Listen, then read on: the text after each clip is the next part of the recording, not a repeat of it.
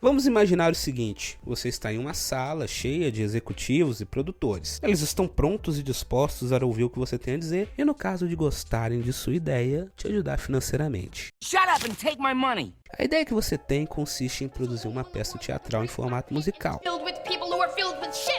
Até aí tudo bem, existem vários de sucesso por aí. Só que, atenção, a sua história se passará durante o período da Revolução Americana e da formação dos Estados Unidos da América, com todo aquele lance de Paul Revere, Betsy Ross e festa do chá de Boston. Então? Olha, pra ser sincero, eu sempre achei que chá tivesse gosto de água suja quente. E quer saber? Eu tava certo. É horrível. O que até aí não parece ser exatamente uma má ideia, ainda mais se for algo direcionado para o público norte-americano que, tal como Narciso, que não se cansa de se ver no espelho, não veria problema nenhum de revisitar essa história nos famosos teatros da Broadway. Além disso, a mistura entre musical, política, revolução e romance não é necessariamente algo inédito. A literatura há muito tempo já trabalha diversas revoluções sob a luz do romantismo, idealizando o passado e, de certa forma, moralizando a história. Assim, foi um tanto quanto lógico que obras como Os Miseráveis, do escritor francês Victor Hugo, ganhassem adaptações, o que inclui a própria Broadway. Bom, o fato é que esse pitch realmente aconteceu e foi abençoado por ninguém menos que o presidente dos Estados Unidos na época, Barack Obama, em 2009. Lin-Manuel Miranda, que até então não era esse fenômeno workaholic que é hoje, tipo, sério, esse cara tá em tudo que é produção de Hollywood hoje em dia. Enfim, ele humildemente apresentou a música Alexander Hamilton em um evento na Casa Branca. O mesmo evento que, pasmem, Alexandre Pires se apresentou para George Bush. Dourado do sol de Ipanema, o seu balançado é mais que um poema, é a coisa mais linda que eu já vi passar. Lin estava lá convidado, representando o musical In the Heights, seu primeiro grande sucesso na Broadway, mas acabou aproveitando o espaço para divulgar o seu trabalho em andamento, um álbum de hip hop sobre a vida do primeiro secretário do Tesouro dos Estados Unidos. Algo que, tanto para nós quanto para a plateia que o prestigiava, soou bastante absurdo. Para você ter ideia, seria o equivalente para nós se o Emicida resolvesse fazer um álbum inspirado na vida de José Bonifácio. Reflita um segundo sobre o que você está falando, Maurílio. Porque se você fizer isso, eu tenho certeza que você vai mudar de opinião sozinho. Enfim, Lin havia entrado em contato nas férias com a controversa biografia escrita por Ron Chernow sobre Hamilton e de alguma forma percebeu similaridades entre a vida de Alexander Hamilton com a de alguns rappers. I'm actually working on a hip-hop album. It's a concept album about the life of someone I think embodies hip-hop, Treasury Secretary Alexander Hamilton. You laugh! But it's true. He was born a penniless orphan in St. Croix of illegitimate birth, became George Washington's right-hand man, became Treasury Secretary, caught beef with every other founding father, and all on the strength of his writing. I think he embodies the word's ability to make a difference. So I'm going to be doing the first song from that tonight. I'm accompanied by Tony and Grammy-winning music director Alex Lacamoire. Anything you need to know. I'll be playing Vice President Aaron Burr, and snap along if you like. O resultado foi essa performance incrível.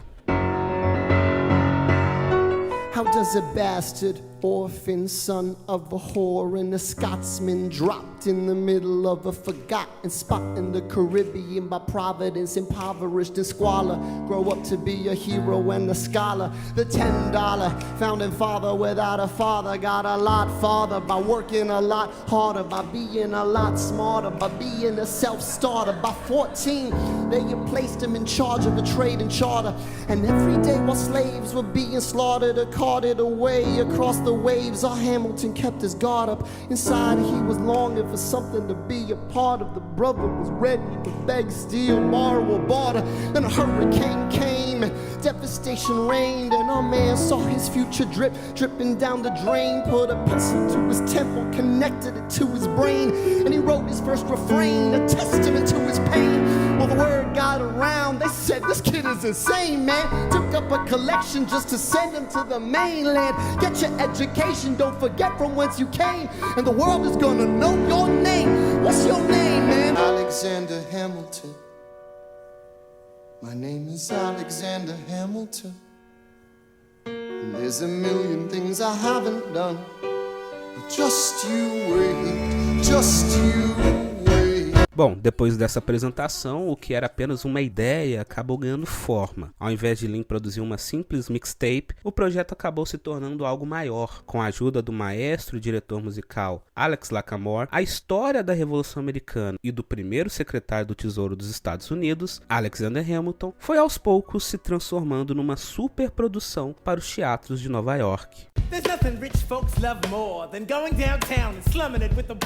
Depois de um longo período de 7 anos, Hamilton chega aos palcos em 2015 e, mesclando os universos do hip hop com a Broadway, um elenco multirracial, tornou-se um sucesso de público e crítica, sendo hoje um dos maiores fenômenos da cultura pop recente e um dos maiores sucessos de bilheteria de toda a história da Broadway. Oh no, don't do this thing. I am not throwing away my mom.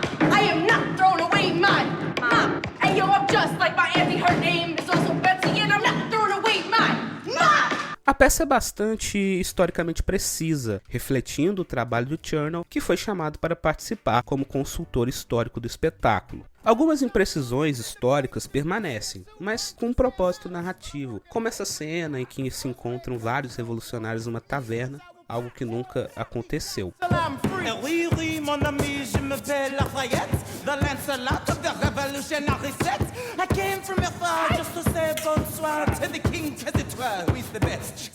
A peça também se utiliza de forma impressionante alguns documentos históricos, muitos dos quais são transformados em versos das canções que aparecem ao longo do espetáculo. Por exemplo, o discurso de despedida de George Washington. Nevertheless, too sensible of my defects not to think it probable that I may have committed many errors. E as cartas que Burr e Hamilton trocaram antes de seu duelo. I have the honor to be your obedient servant, A. Burr. Além disso, como você pode notar, apesar do musical se passar entre os anos de 1776, ano da Declaração de Independência, e 1804, quando Hamilton morre, diferentemente do que se poderia imaginar para uma história ambientada no século XVIII e XIX, o hip hop e o R&B, originados nas comunidades afro-americanas na segunda metade do século XX, é que dão ritmo à história de Hamilton. Sabemos que George Washington não era bom em rimas. Anywhere in the world tonight, but you're here with us in New York City. Are you ready for a cabinet meeting?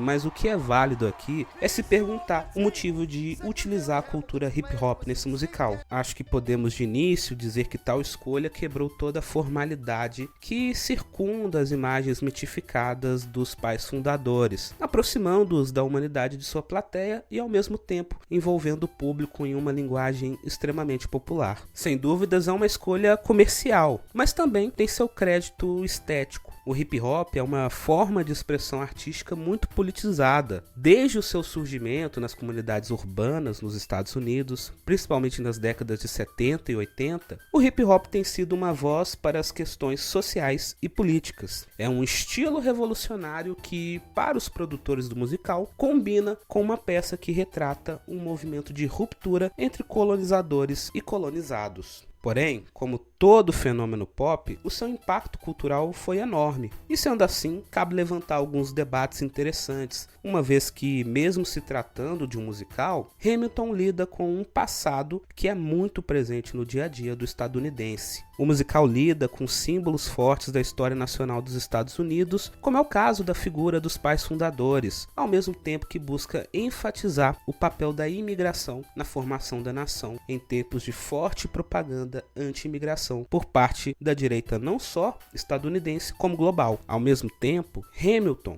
com seu elenco diverso, fez com que jovens que até então não se identificavam com a narrativa tradicional da Revolução pudessem se ver no palco, se ver na história. Porém, mesmo que George Washington seja interpretado na peça por um homem negro, o protagonismo branco na história não deixa de existir, já que a figura histórica era um homem branco que sim possuiu escravizados. Assim, a solução encontrada pelo musical merece questionamento, uma vez que ao invés de buscar os homens e mulheres negros apagados da história, ele se contenta apenas em literalmente pintar o passado. Não há nenhum abalo para a narrativa tradicional. Acho que deu uma pesada no clima do programa aí.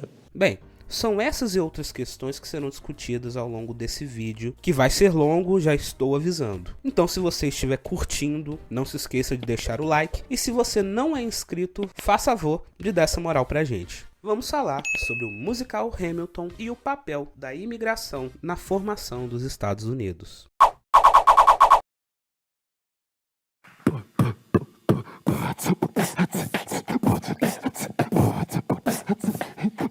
Hey yo, I'm John Lawrence in the place to be. 2 pints of Sam Adams, but I'm working on 3. Those redcoats don't want it with me, cause I will pop, chicka pop these cops till I'm free. Oui, oui, mon ami, je m'appelle Lafayette, the Lancelot of the revolutionary set. I came from afar just to say bonsoir to the king, cause it's who is the best. C'est moi.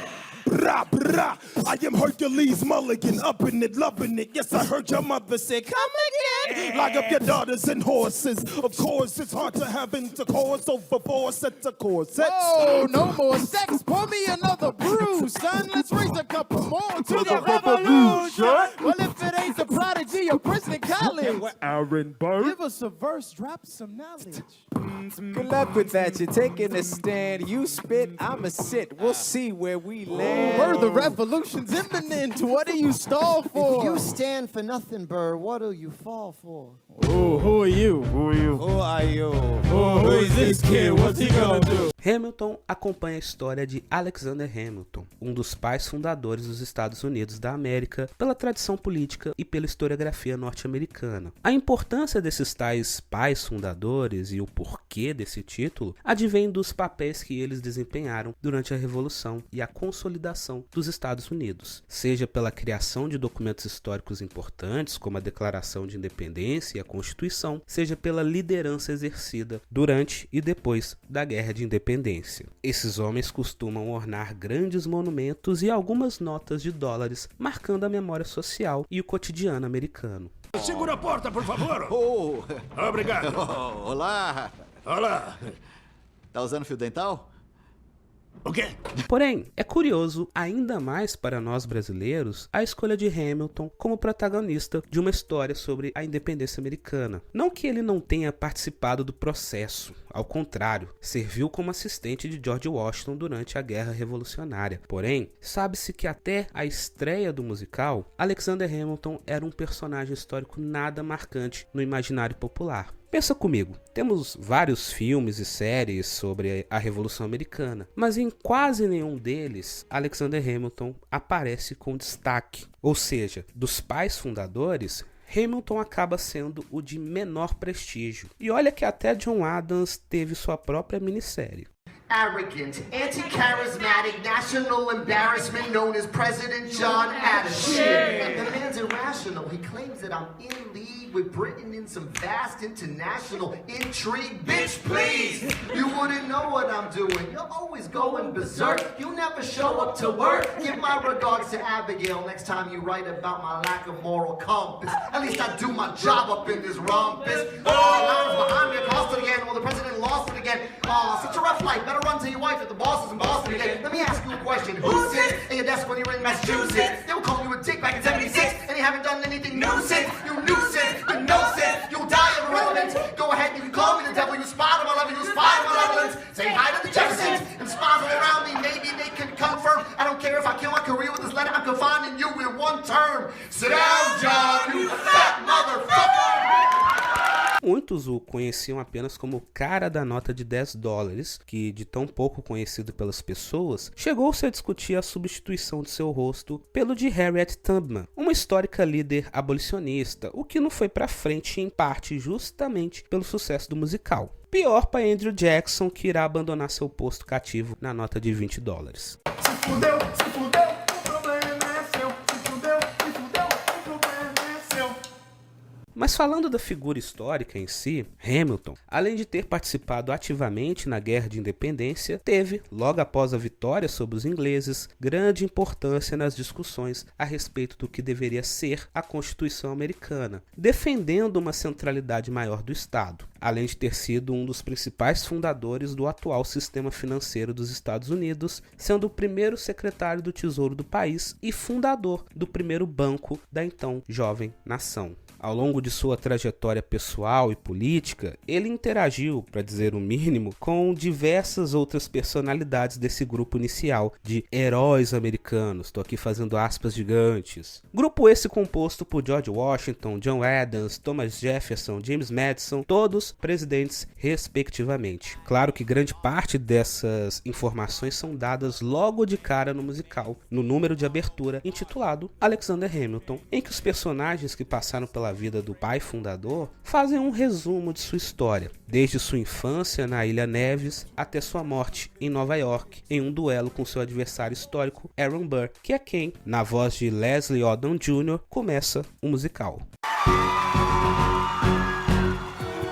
How does a bastard, orphan, son of a whore, and a Scotsman dropped in the middle of a forgotten spot in the Caribbean by providence, impoverished and squalor, grow up to be a hero and a scholar? Uma das coisas mais interessantes nesse número musical é que, além de ser o mesmo que ele apresentou para o presidente Obama alguns anos antes, com algumas diferenças, é claro, não só apresenta quem é o nosso protagonista, Hamilton, mas já aponta para o que seria o DNA da América, segundo os idealizadores do musical. Hamilton é caracterizado como um homem que, apesar de todas as dificuldades, consegue vencer na vida se tornando um herói e acadêmico. Essa descrição de Hamilton é curiosa, pois mistura ideais clássicos com princípios do discurso neoliberal. O heroísmo que é evocado e almejado por Hamilton não é aquele que vemos nos filmes da Marvel, mas sim o do herói trágico da filosofia clássica. Ele quer fazer algo grande de sua vida para assim se imortalizar. Hamilton, como Ulisses, personifica virtudes como coragem, astúcia e lealdade à autoridade, aqui representada na figura de George Washington, e a sua comunidade, aqui representada pela proto-nação americana. Ao mesmo tempo, Hamilton personifica o self-made man. Este conceito, que surgiu durante o século XIX nos Estados Unidos, está enraizado na crença de que qualquer pessoa pode alcançar sucesso por meio de trabalho árduo e determinação, independente de suas origens. Sei. O termo self-made man foi popularizado por Henry Clay em 1832 e desde então tem sido um pilar do sonho americano. Tal sonho, como se pode ver, é muito forte entre as pessoas que desde o século XIX migram para os Estados Unidos em busca de uma vida melhor. A ideia de fazer a América se soma ao sonho americano e produz o mito do self-made man. No musical, Hamilton sai de sua terra natal, devastada por um furacão, em direção ao continente, em direção à América, para ter uma vida melhor, ou seja, ele sai em busca do sonho americano. Hamilton não se difere de Vito Corleone, Jack Dawson ou os Elementais de Fogo da recente animação da Pixar. O musical de Lin-Manuel Miranda mobiliza talvez um dos mitos mais fortes e antigos da história americana, do imigrante que busca melhores condições em uma terra desconhecida. Vale lembrar que a colonização da América do Norte em muito foi feita por pessoas que, fugindo da perseguição religiosa na Inglaterra, buscaram recomeçar suas vidas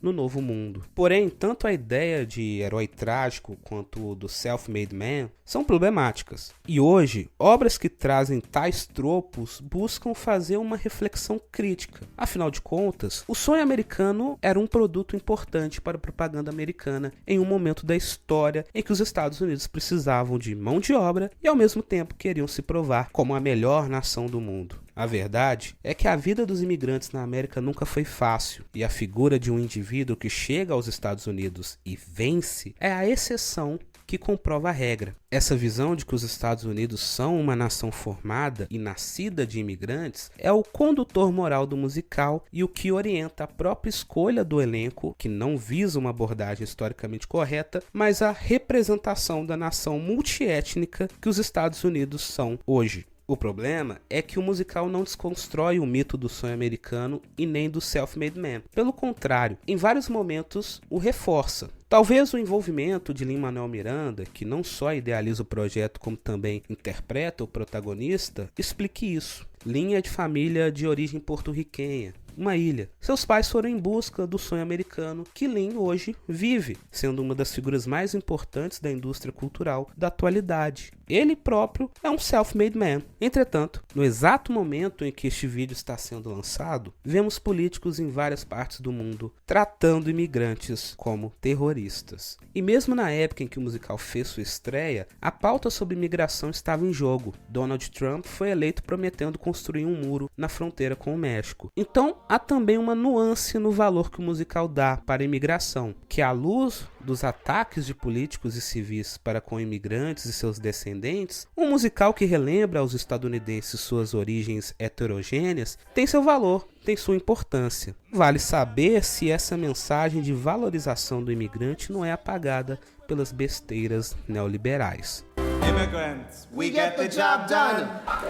Lin traz uma versão de Alexander Hamilton que personificaria a América atual, tornando assim o seu espetáculo em uma epopeia americana contemporânea. É uma versão da história em que Hamilton é apresentado como o único pai fundador, que não pertenceria a uma elite aristocrática, dona de terras ou escravizados, e que apesar de branco, seria um imigrante, filho de um relacionamento ilegítimo, e que apesar de tudo isso, conseguiu se tornar um homem com tanta importância quanto os demais. O Hamilton de Lin-Manuel Miranda daria voz a essas diversas minorias responsáveis por fazer a América. Esta ideia de tornar Hamilton como a personificação do caldo cultural que dá tons mesclados aos Estados Unidos dos dias de hoje é confirmado pelo próprio Lin. Porém, muitos historiadores fazem críticas bastante contundentes ao fato de se colocar atores negros para interpretar donos de escravizados, como é o caso de Thomas Jefferson. Para a historiadora Lira Monteiro, por exemplo, diferentemente do que os produtores do musical acreditam, Hamilton não transformou o passado em algo inclusivo e empoderador para as pessoas de cor, e sim apagou as reais pessoas de cor que ajudaram no sucesso da Revolução e na formação da América.